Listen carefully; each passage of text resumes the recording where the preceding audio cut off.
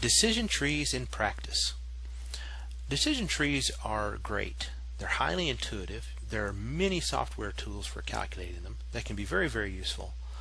But as we're going to find out, we need to use them with caution. Decision trees have a bad reputation, and they deserve it.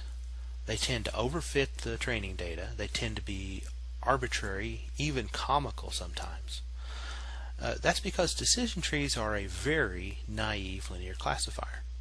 They can only handle linearly separable data, and there is no way we could use decision trees to implement the concept of embedding into higher dimensions. Now, one of the things we're going to see, both in the rest of this video and the next lecture, is how important it is that we validate and test our uses of classifiers. So typically, we only have part of the data set that's used to create a classifier, and we call that the training set. And the training set itself may be split into training and validation sets. And validation sets can be used to assess the classifiers it's being constructed. And then once you've constructed it, you can use the rest of the data to test how good the classifier is. A typical train test ratio with no validation is 80-20. A typical train validation test ratio is 70% to construct, 15% to validate as you construct, and 15% to test afterwards.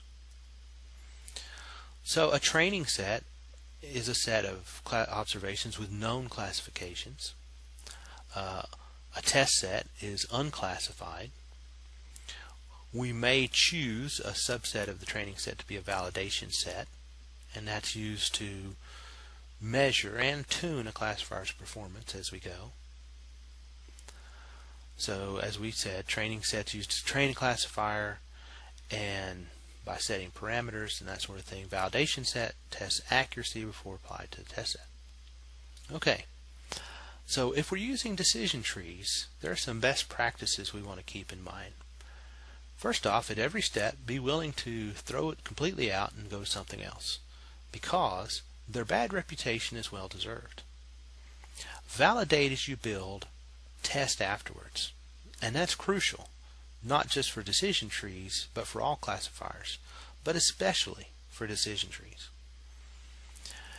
Grow large trees and then prune them back.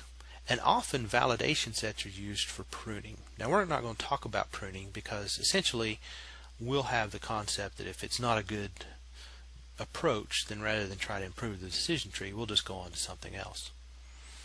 But validation sets can reveal poor performing nodes, and we can prune those and make shorter trees that are less susceptible to overfitting and other issues. In particular, look out for overfitting. So when does overfitting occur? Well, if you have nodes that are defined only by a handful of observations, that should send up a red flag. And also longer trees tend to overfit. So again, why do decision trees at all? Well, if decision trees are appropriate, if they validate, they're not overfitting, and they're otherwise reliable, then decision trees are really nice. They're highly intuitive, they're easy to interpret, and they're easy to apply.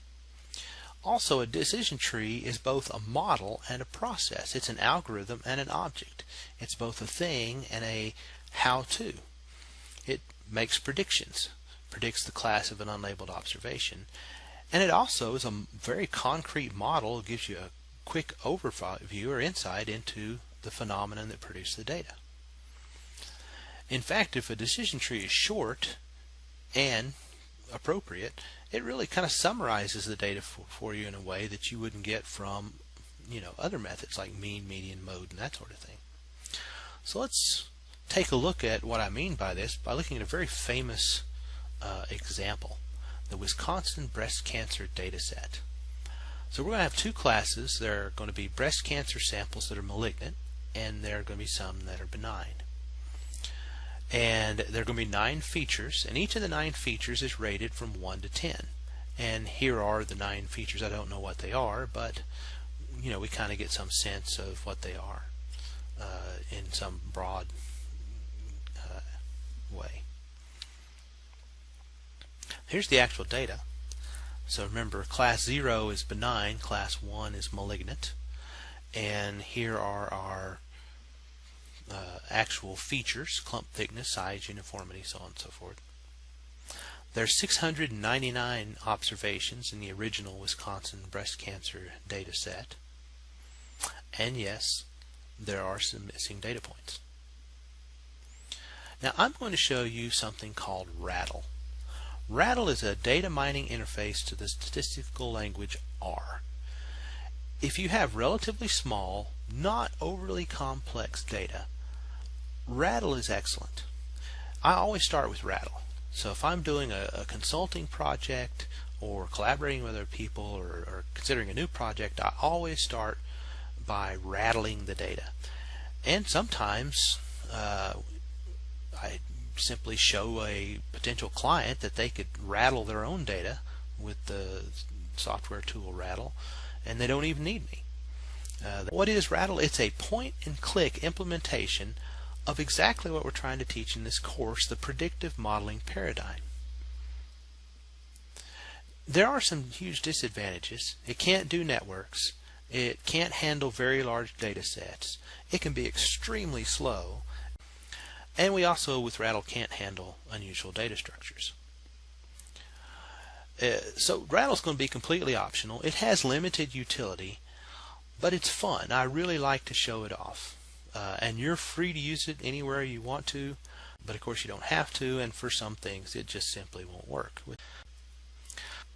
You will install R, and then you'll install Rattle as a package.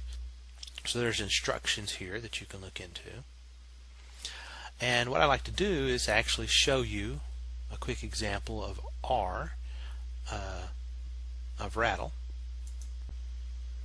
And here I am in RStudio, and I can install it just using install packages.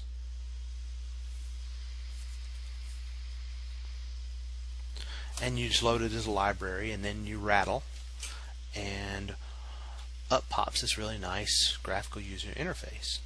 Then you click on file name, and you go, and we're going to get the Wisconsin breast cancer data. Then you have to click on the word execute, and that actually executes the file load, and you can see we've got a partition here of 70, 15, 15. So that's 70% used to construct the model, 15% to validate, 15% to test. Now let's go to the model. It's already on decision tree. We hit execute, and that creates the tree. You can see the decision rules here. There's the actual tree.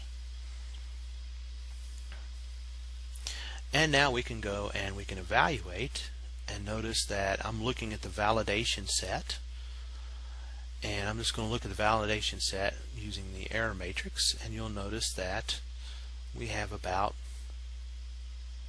a 5% error, about a 6% actually. So we can feel pretty good about this data set. So once we've done that from Rattle, we've got, here's our validation. We got 5% error. We'll talk more about validation next lecture. But notice that we not only have a classifier, we also have a diagnostic tool, and one that we can use clinically. So the key here is decision trees are great, but used with caution. In particular, the cautions are that decision trees are often not stable. Small changes can lead to entirely different decision tree classifiers. We're going to look at some examples of this in the next lecture. Decision trees tend to overfit, and that means validation sets are very, very important.